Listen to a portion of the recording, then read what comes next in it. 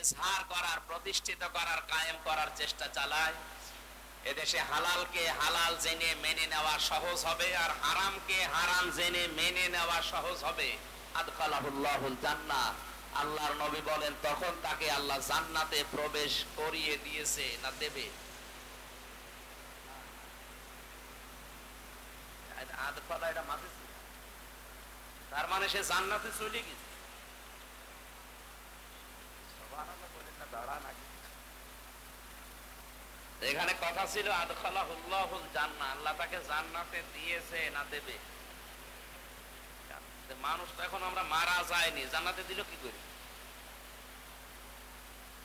হাদিসের টিকায় পড়েছি, কোন মানুষ যদি সত্যিই কোরআনে কারিমকে কায়েম অবস্থায় পায়, বিজয়ী অবস্থায় পায়, প্রতিষ্ঠিত অবস্থায় পায়, তাহলে ওই দেশে এমন একটা পরিবেশ কায়েম হবে যেন মিনি জান্নাত হয়ে যাবে।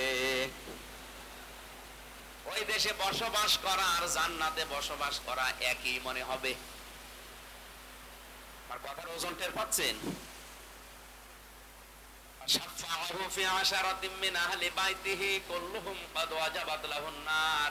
তাকে সুপারিশ করার জন্য যোগ্যতা তাকে আল্লাহ দান করবেন এমন 10 জনের ব্যাপারে তার পরিবারস্থ লোকদের, যাদের জন্য জাহান্নামের সিদ্ধান্ত হয়ে গিয়েছিল, শুধুমাত্র কোরআনের ইজ্জতে মহান আল্লাহ তার সুপারিশ গ্রহণ করে তাদের জান্নাতে ঢুকিয়ে দেবেন। এই কোরআন পড়ার জন্য, শোনার জন্য, বোঝার জন্য, মানার জন্য আমরা এসেছি। সেখান থেকে 6666টি আয়াতের মাত্র কয়েকটা আয়াত আমরা পড়েছি সূরা মাআরিজ থেকে। তাফসীরুল কোরআন মাহফিল লেখা আছে, তাফসীর আকারে আমরা কথা বলবো ইনশাআল্লাহ। আমার আজকের আলোচনার বিষয় হচ্ছে মুক্তিপণ। কি বললাম? বলেন না কেন? মুক্তিপণ শব্দ শুনে কেমন ভয় ভয় লাগছে না? অনেককে ধরে নিয়ে যায়, তখন মুক্তিপণ দাবি করে। যে সমস্ত সাগর এলাকা, নদী এলাকায় যারা মাছ ধরতে যায়, এদেরকে জলদস্যু যারা আছে, ডাকাত যারা আছে, গম করে ধরে নিয়ে যায়। যে পরিবারের কাছে খবর দেয় যে ছেড়ে দিতে পারি, মুক্তিপণ দেওয়া লাগবে। কি দেওয়া লাগবে? কোরআনে কারিমে এই শব্দটাকে আল্লাহ কোট করেছেন, মুক্তিপণ। এই যে মানুষটাকে ধরে নিয়ে গেল, তার পরিবারস্থ লোকদের অবস্থা কি হয়? আল্লাহ বলেন কিয়ামতের কঠিন ময়দান এমন ভাবে তৈরি করব, মানুষ মুক্তিপণ দিয়ে বাঁচার জন্য কি কি দিতে চাইবে সেইগুলো আমি উল্লেখ করলাম। আল্লাহ রাব্বুল আলামিন বলেন ইউবাসসারুনাহুম ইয়াবাদুল মুজরিমু লাউ ইয়াফতাদি মিন আযাবি ইয়াউমিদিন বিবানি। কিয়ামতের এই কঠিন ময়দান যেদিন শুরু হবে, মানুষ নিজেকে বাঁচাতে সর্বপ্রথম তার সন্তান আল্লাহকে দিয়ে দেবে। বলবে মাবুদ, আমার এই ছেলে মেয়ে দিয়ে দিলাম, তুমি আমাকে মুক্তি দাও। আয়াতটা পড়ার পরে আমি সিদ্ধান্ত নিয়েছিলাম, আল্লাহ এই কথা কেমন ভাবে বলল? মুক্তিপণ হিসাবে সন্তানের নাম প্রথম কেন দিলেন? আমারও 2টা মেয়ে আছে, একটা 10 বছর, একটা 4 বছর। ছোটটা আমি ছেলে যাওয়ার আগে 1 বছর রেখে গিয়েছিলাম, এখন ওর বয়স 4 বছর। ওর প্রতি আমার যে দুর্বলতা, যে ভালোবাসা, আর ও আমাকে যেভাবে ভালোবাসে, আমি তো বাস্তবে ওর দিকে তাকিয়ে মাঝে মাঝে চিন্তা করি, তামাম বাংলাদেশ যদি কেউ বলে দিয়ে দিলাম, ফারিহাকে দিয়ে দেন, আমার দ্বারা সম্ভব না। আমি সন্তান হিসাবে তাকে এতটুকু ভালোবাসার কারণে যদি বাংলাদেশ লিখে দিলে ওকে আমি দিতে না চাই, যদিও দেওয়া সম্ভব, কিন্তু দিতে আমার মন চাচ্ছে না। কিয়ামতের ওই কঠিন ময়দানে আল্লাহ বলেন ফারিহাকে পর্যন্ত, হামজা বলবে আল্লাহ এটাও দিয়ে দিলাম, নেন আমারে বাঁচান। কোরআনে কারীম জানিয়েছে ফাকাইফা তাত্তাকুনা ইন কাফারতুম ইয়াউমা ইয়াজআলুল বিলদানা শিবা। সূরা মুজাম্মিলের ভেতরে আল্লাহ ঘোষণা দিয়েছেন এমন সালসালা অবস্থা তৈরি হবে, যুবক মানুষ বৃদ্ধ হয়ে যাবে। মেয়র সাহেবের দাড়ি এমনিতে বাতাসে পেকে গেছে, এক কথা বলেন না কেন? 63 বছর বয়স চলছে লোকটার, এ বয়সে এসে দাড়ি পেকেছে, কয় আমার তো 33 বছর, আমার তো দাড়ি পাকে না। তার মানে দাড়ি পাকতে বয়স লেগেছে কত? কমপক্ষে 63 বছর। আমি একটা যুবক মানুষ, আল্লাহ বলেন কিয়ামতে এমন কঠিন জালজালা অবস্থা পয়দা করব, হামজার মতো 33 বছরের যুবক মোস্তফা সাহেবের মতো 63 বছরের বুড়ো হয়ে যাবে। আপনি কথাগুলো খুব নরমাল বলছি তা না, একটু ভাবেন তো হৃদয় দিয়ে কি অবস্থা আল্লাহ বানাবেন। আল্লাহ পাক বলেন সন্তান হওয়ার জন্য মেয়েদের লজ্জা স্থান লাগে, কিয়ামতের ওই কঠিন ময়দানে লজ্জা স্থান লাগবে না, পেট ফেটে বের হয়ে যাবে।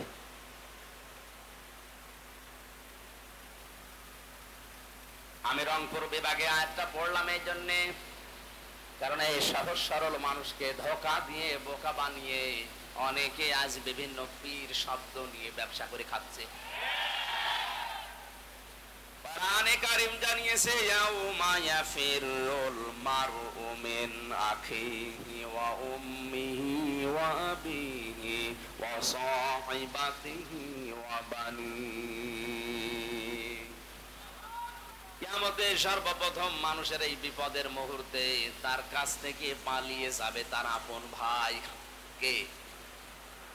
আমরা বাংলাদেশে যত কঠিন অবস্থায় থাকি না কেন, ভাই বোনের ছোটকালের যে সম্পর্ক, এটা যাদের আছে তারা জানে কত মধুর সম্পর্ক ভাই বোনের, কত আপন সম্পর্ক ভাই বোনের।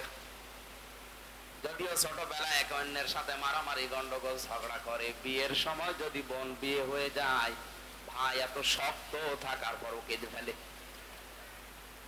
আল্লাহ বলেন কিয়ামতে এই বোন ভাইকে দেখলে পালাবে, ভাই ভাইকে দেখলে সর্বপ্রথম দৌড় দেবে, আস্তে আস্তে দৌড়াবে না। ইয়াফিরু শব্দের শাব্দিক অর্থ মাজা তুলে দৌড় দেওয়া।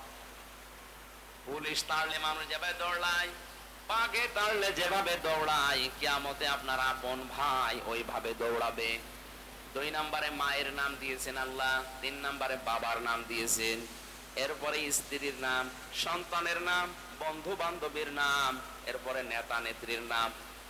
রংপুরবাসী বিবেক খাটান, বুদ্ধি খাটান, মাথা খাটান। তো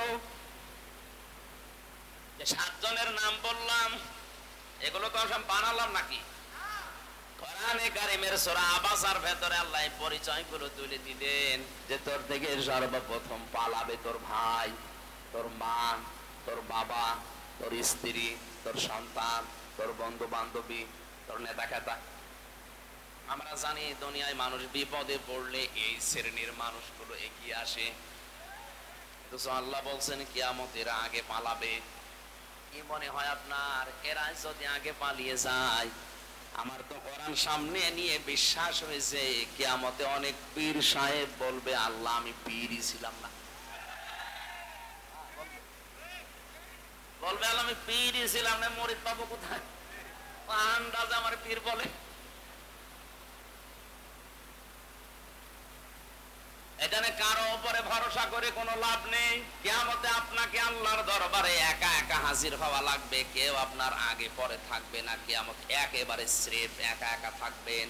ওয়াকুল্লুহুম আতিহি ইয়াউমাল কিয়ামাতি ফারদা। আল্লাহ পাক বলেন কিয়ামতে প্রতিটি মানুষকে আমার সামনে দাঁড় করাবো স্রেফ একা একা। কয়জন করি? ও হামজা, আপনাকে একা দাঁড় করানো হবে মালিকের সামনে। ফাইযা নুফিখা ফিস সূরি ফালা আনসাবা বাইনাহুম ইয়াওমাইযি ওয়া লা ইয়াতাসালুন। সিংহায় ফুৎকার দেওয়ার সঙ্গে সঙ্গে যত সম্পর্ক আছে, রাজনৈতিক সম্পর্ক বলেন, রক্তের সম্পর্ক বলেন, আত্মীয়তার সম্পর্ক বলেন, যত রকমের সম্পর্ক, নসবের বহুবচন আনসাব, একটা সম্পর্ক আল্লাহর বাকি রাখবে না, সব কাট হয়ে যাবে। আপনজন দেখলেই মানুষ সব দৌড়াবে, পালাবে আগে। আল্লাহ পাক বলেন ওয়ালা ইয়াসালু হামিমুন হামিমা। সেদিন বন্ধু বন্ধুর সম্পর্কে কোনো প্রশ্ন জিজ্ঞাসা করবে না, যেটা আমার বন্ধু ছিল। যদিও তাদের সামনাসামনি হাজির করা হবে, যতগুলো মানুষকে আল্লাহ বলেন মানুষ আমার কাছে মুক্তিপণ হিসাবে দিতে চাইবে বাঁচার জন্য, তার সর্বপ্রথম আমি নাম দিয়েছি সাহিবাতিহি। প্রথমে সন্তানাদি, এরপরে তার স্ত্রীকে বলবে আল্লাহ দিয়ে দিলাম, ওয়াখিহি তার ভাইকে দিয়ে দেবে, ওয়াফাসিলাতিহি আল্লাতী তুবি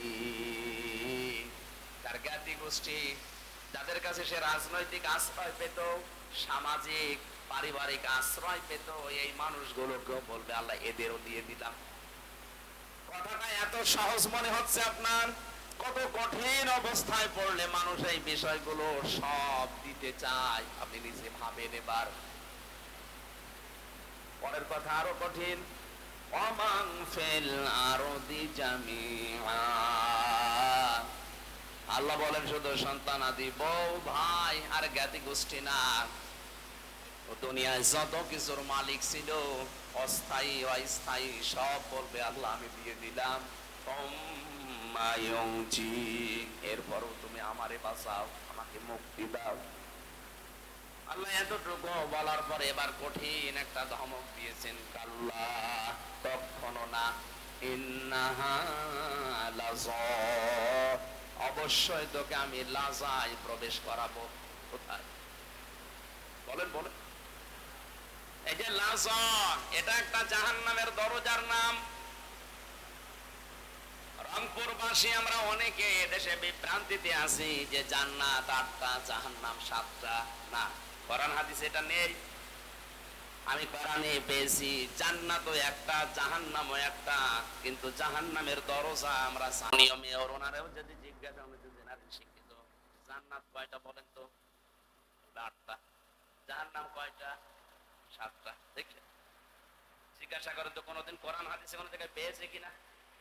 শুধু শুনে শুনে, আমিও এতদিন এইটা শুধু শুনে শুনে পাইনি। কোরআন পড়তে গিয়ে দেখি না আমার আল্লাহ জাহান্নাম দিয়েছেন একটা, আর দরজা দিয়েছেন 7টা। সূরা হিজরের 43-44 নম্বর আয়াতে আছে, লাহা সাবআতু আবওয়াব লিকুল্লি বাবিম মিনহুম জুজউম মাকসুম। আল্লাহ পাক বলেন জাহান্নাম তার দরজা 7টা, যে যে অপরাধ করবে দুনিয়ায় আমার আল্লাহ তাকে ওই দরজা দিয়ে জাহান্নামে প্রবেশ করিয়ে শাস্তি দেবেন। যতগুলো দরজা আছে জাহান্নামের, তার ভয়ঙ্কর দরজার নাম এই লাজা। নাম কি বলেন বলেন? কি হবে এই দরজা দিয়ে প্রবেশ করার সঙ্গে সঙ্গে? আগে চামড়া খসে যাবে।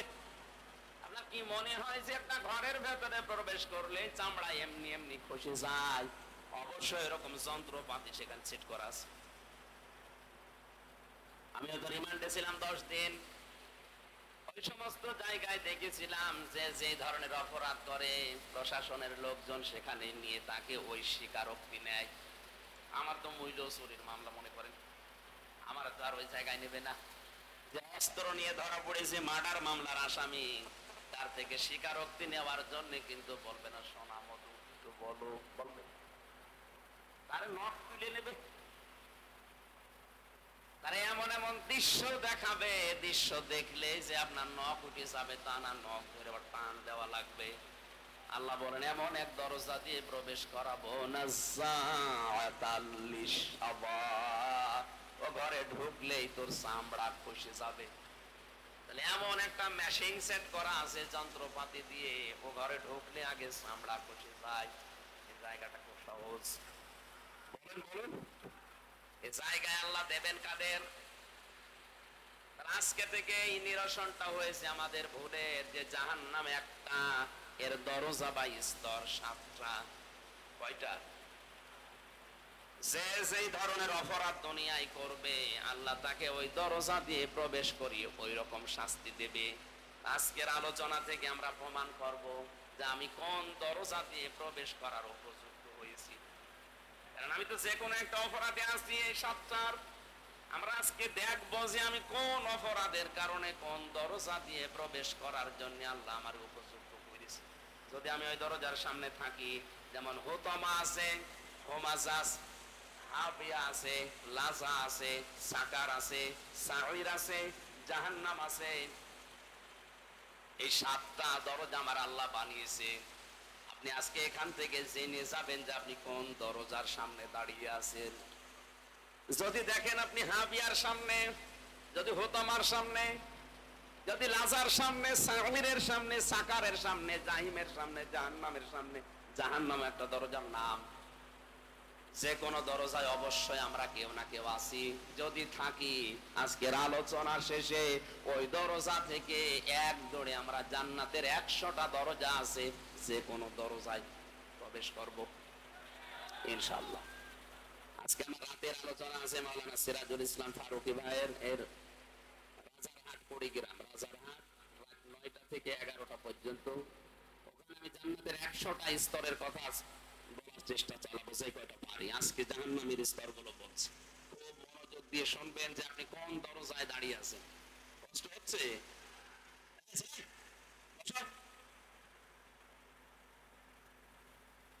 জাহান্নামে লাজা নামক যে দরজা, এখান দিয়ে প্রবেশ করার জন্য আল্লাহ রাব্বুল আলামিন 2টা গুণ বিশিষ্ট মানুষের নাম দিয়েছেন। রংপুর বাসী, দেখেন তো আপনার ভেতরে আছে কিনা, নাকি আয়াত বাদ দিয়ে দেবো? মনে হয় এই আয়াতে এলাকায় নেই।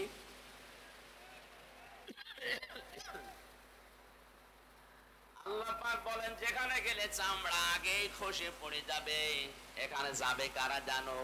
তাদউ মান আদবারা ওয়া তাওয়াল্লা। জাহান্নামে লাযা নামক যে দরজা, এটা তাদেরকে ডাকবে যে মানুষগুলো সত্যকে সত্য জানার পরও অহংকার করে মুখ ফিরিয়ে চলে যেত। আর বাংলাদেশে এই প্রকার মানুষ এখন বেশি। সত্যকে সত্য জানার পরও অহংকার করে ঘাড় ঘুরিয়ে চলে যায়। এ স্বভাব নেই মানুষের। হযরত ইব্রাহিম নবী আলাইহিস সালাম আল্লাহকে পাওয়ার জন্য তিনি বহু কিছু খোঁজ করেছিলেন। কোরআনে আমার আল্লাহ তার ঈমানের যে 50টা পরীক্ষার কথা দিয়েছেন, তার 10টা মেন আমি পুরা কোরআনে পেয়েছি। তাকে আমার আল্লাহ পরীক্ষা করেছিলেন তারকা দিয়ে, চন্দ্র দিয়ে, সূর্য দিয়ে। বিভিন্ন জিনিস দেখতেন আর বলতেন এইটাই আমার প্রভু মালিক, এইটাই আমার খোদা হবে।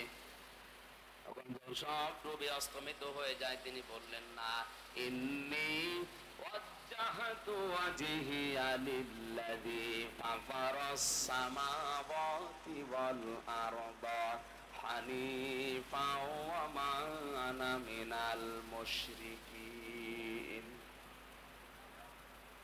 হে আমার জাতির লোকেরা, এতদিন পর্যন্ত যাদেরকে আমি খোদা মনে করতাম, একটাও আমার কাছে খোদার দাবিদার না।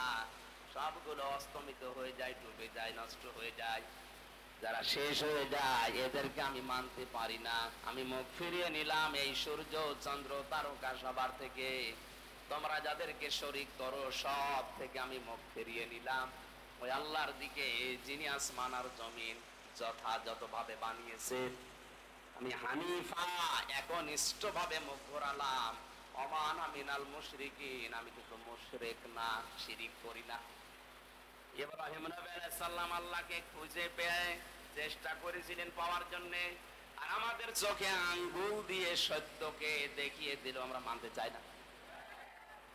এইজন্য তাদউ মান আদবারা ওয়া তাওয়াল্লা, জাহান্নামে লাজারে দরজা তাদেরকে ডাকবে যারা সত্যকে সত্য জানার পরেও অহংকার করে মুখ ফিরিয়ে চলে যায়। এই আয়াতটা পড়ার পরে আমার যতটুকু ধারণা, বাংলাদেশের অধিকাংশ মানুষ এই লাজা দিয়ে প্রবেশ করবে।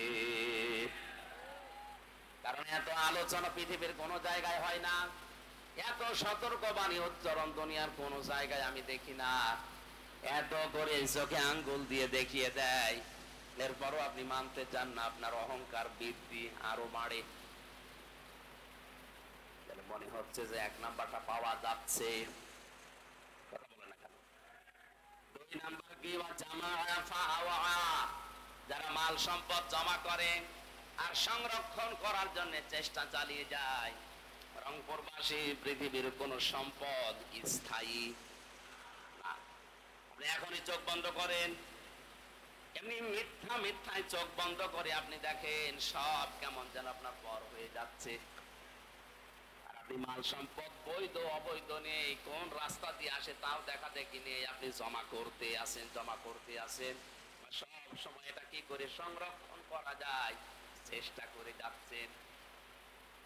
এই গুণ যাদের ভেতরে এই পৃথিবীতে আছে তাদেরকে লাজা নামক দরজা ডাকবে, আসো তোমাকে সাইজ করছি। ভেতরে ঢুকিয়ে নিয়ে আগে চামড়া খসিয়ে ফেলবে। বলেন নাউজুবিল্লাহ। গুণ পেলাম কয়টা? বাংলাদেশে দ্বিতীয় গুণের মানুষ আমরা এখন অহরহ দেখতে পাচ্ছি। বৈধনে অবৈধনে খালি জমা করে আর সংরক্ষণ কি করে করা যায়। যারা অবৈধভাবে ইনকাম করছেন দুইটা ক্ষতি হবে তাদের। এক নম্বরে ওই সম্পদ আপনাকে আল্লাহ ভোগ করতে দেবে না। এটা আমি বানালাম নাকি? সূরা তাহা 16 নম্বর পারা 19 নম্বর পৃষ্ঠার 13 নম্বর লাইনের 124 নম্বর আয়াতে আছে, মান আহরাবা আন যিকরি ফাইন্না লাহু মাঈশাতান দানকা ওয়া নাহশুরুহু ইয়াওমাল কিয়ামাতি আ'মা। যে ব্যক্তি আল্লাহর আইন বাদ দিয়ে, আল্লাহর বিধান বাদ দিয়ে উপায় করবে দুনিয়ায়, আল্লাহ পাক তার জীবনকে সংকীর্ণ করে দেবে। এদেশে আজ 1734 জন মানুষ মেন দায়িত্বে আছে। তাদের জন্য বলছি, কারণ এটা রেকর্ড হচ্ছে, কালকে সারা দুনিয়া ছড়িয়ে যাবে। এই 1734 জন মানুষ এরাই বেশি বেশি ইনকাম করছেন। আপনারা জামাহা ফাওয়া আর এগুলো সংরক্ষণ করার জন্য অনেকেই বেগম পাড়া পর্যন্ত বানাচ্ছে। কই মোস্তফা সাহেবের তো বেগম পাড়া নেই, আছে? যারা আজ অবৈধ বৈধ দেখা দেখি নেই, কামাই করছেন শুধু। এই যে দঙ্কা শব্দ আল্লাহ কোরআনে খেলা করার জন্য দিয়েছে তা না। আপনার জীবনের আয় উন্নতিতে আল্লাহ কোনো বরকত রাখবে না। কোরআনের আয়াত আপনি 100% বিশ্বাস করেন তো? হ্যাঁ, সুতরাং আমরা এখনই সতর্ক হব।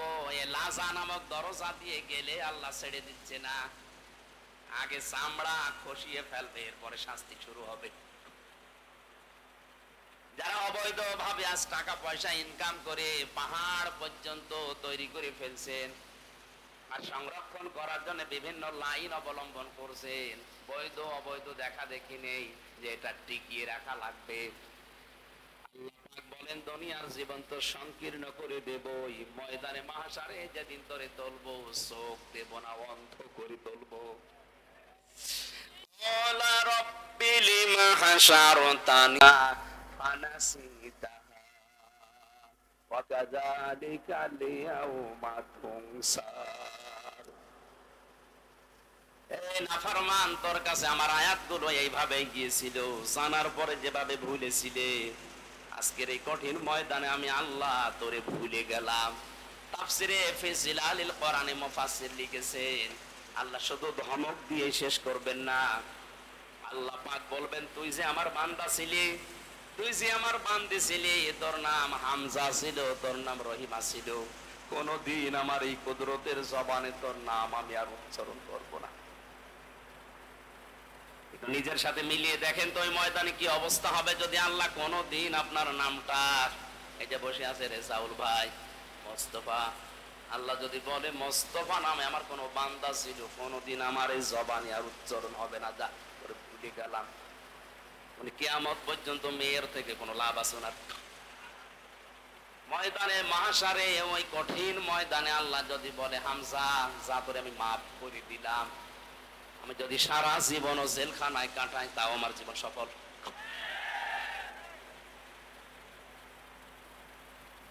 এই জন্য সম্পদ আদি যারা জমা করছেন, প্রথম ক্ষতি তাফসীরের ভাষায়, 1 নম্বরে আপনি ওইগুলো ভোগ করতে পারবেন না, ভোগ করার আগে আপনার মরণ হবে।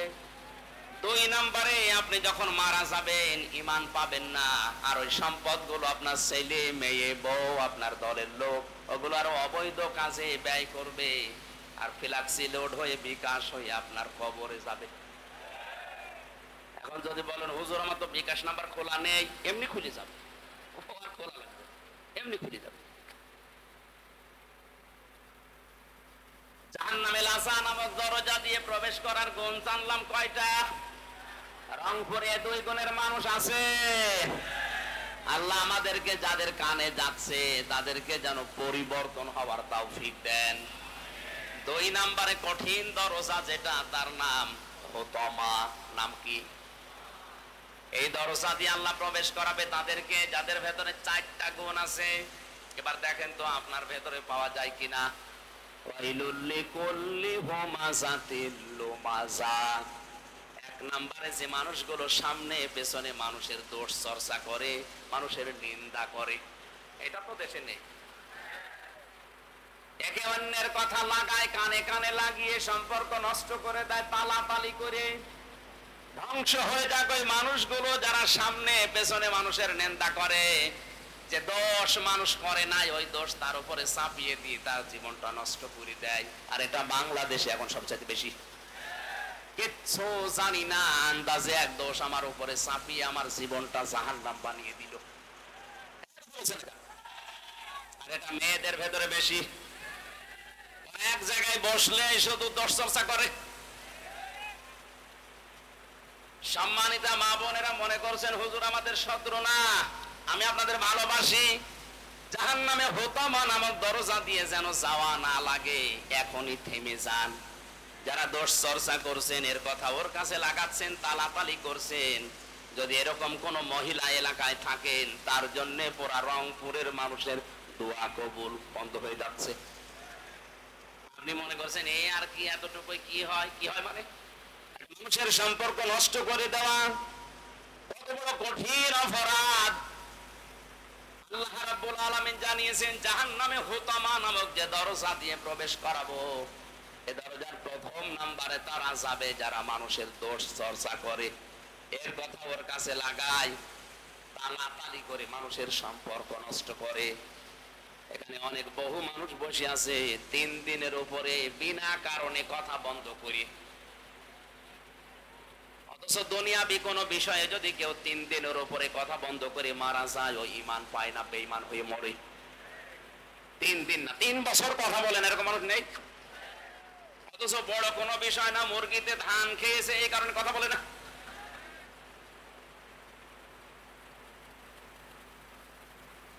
আজকের ওয়াজ এখান থেকে আমল শুরু করা লাগবে। 3 দিনের ঊর্ধ্বে কথা বন্ধ হয়ে আছেন এমন মানুষ যদি থাকেন, একটু হাত তোলেন তো। কি হয়েছে বলেন তো দেখি, কি কারণে কথা বন্ধ করে বলেন। না না, আজকের এই ময়দানে আপনাকে আমল করা লাগবে। যার সাথে কথা বন্ধ করে আছেন, দুনিয়াবি কোন স্বার্থে যদি এটা হয়ে থাকে, আগে তাকে সালাম দেন, বুকে জড়িয়ে নেন, কপালে চুমা দেন, বলেন ভাই ভুল হয়ে গেছে, এখন থেকে শুরু হয়ে গেল। কারণ কুলু লিন্নাসি হুসনা, মানুষের সাথে হাসি মুখে কথা বলা একটা সাদকা দেওয়ার সওয়াব হয়।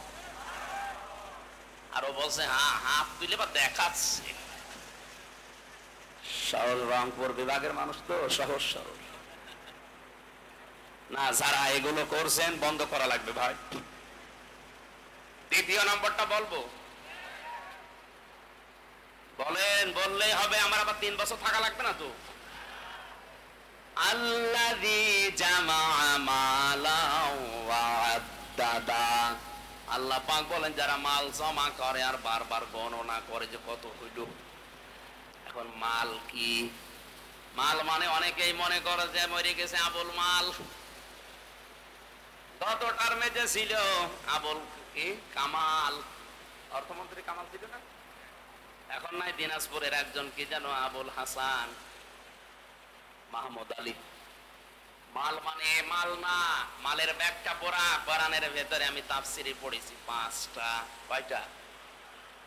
এই 5টা জিনিসকে আল্লাহর ভাষায় মাল বলা হয়। 1 নম্বরে নবীজি আয়াতের ব্যাখ্যা করতে গিয়ে জানিয়েছেন পৃথিবীর সব কিছুই মাল, এর ভেতরে উত্তম সম্পদ, উত্তম মাল হচ্ছে আল্লাহওয়ালা নেককার মেয়ে মানুষ। দুনিয়া কুল্লুহা মাতাউন ওয়া খায়রু মাতাউদ দুনিয়া ইমরাতুস সালিহা।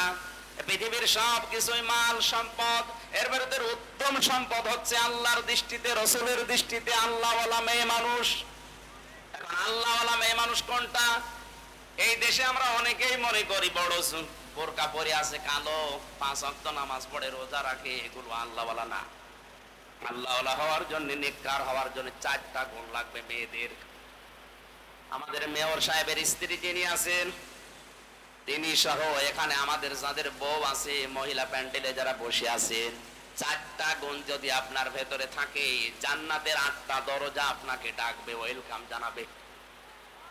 আর যদি এই 4টা গুণ না থাকে, আপনি নামাজ পড়েন, রোজা রাখেন, কালো বোরকা পরে ঘোরেন, মনে করেন আমি নেককার হয়ে গেছি, না।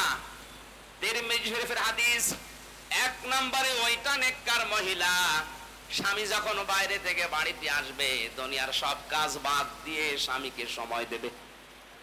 এরকম মহিলা তখন ঘরে ঘরে না। এই যে সবাই বলছে না, তার মানে রংপুরে সমস্যা আছে। 2 নম্বরে, স্বামী যেটা পছন্দ করে ওটা যদি জায়েজ হয়, আপনার জীবন থাকতে ওটা মেনে নেওয়া লাগবে। আমি নিজে স্বামী, যত স্বামী এখানে বসে আছে, প্রতিটি স্বামী চায় বিয়ের পরে আমার মা বাবা যেন আমার সাথে সংসারে থাকে। কিন্তু আমি যতদূর জানি, বাংলাদেশের 100টার প্রায় 98টা মহিলা এটা চায় না। নাকি বেশি বলে ফেললাম? ওই যে জ্বালানা দিয়ে শুনতেছে, জ্বালানা বন্ধ করেন, জ্বালানা দিয়ে শুনতেছে, আমার কোনো খোঁজ নেই, আমার মা বাবা আমার সাথে থাকবে। আর ও বলে না, নিজের মা বাবা হলে কোনোদিন আলাদা করে দিতে পারতো। আজ থানার ওসি, এই যে উপজেলা চেয়ারম্যান, ইউনিয়নের চেয়ারম্যান, মেয়র, এসব বিচার করতে করতে জীবন শেষ হয়ে গেল। প্রতিদিন কত বিচার খালি এই করা লাগে। এই যে বৃদ্ধাশ্রম বানিয়েছে, কি খেলা করার জন্য বানিয়েছে? কিছুদিন আগে একটা ভিডিও ঘুরছিল, 6টা ছেলে মেয়ে, লোকটার বউ মারা গেছে অনেক আগে, লোকটার বয়স 95 বছরের উপরে, 6টা ছেলে মেয়ে, সব হায়ার এডুকেটেড, সব অনার্স মাস্টার্স করা, 4টা ছেলে 2টা মেয়ে, সব ভাই বোন মিলে জায়গা জমিগুলো নিজেদের নামে লিখে নিয়ে শেষ পর্যন্ত লোকটাকে রাস্তায় ছেড়ে দিয়েছে। 95 বছর বয়স লোকটা, দেখেন কিছুদিন পরে পড়বে আর মরবে, ট্রেনে পড়ে মরে থাকবে, কুকুরের খাবার হবে। এক কথা বলছে না কেন?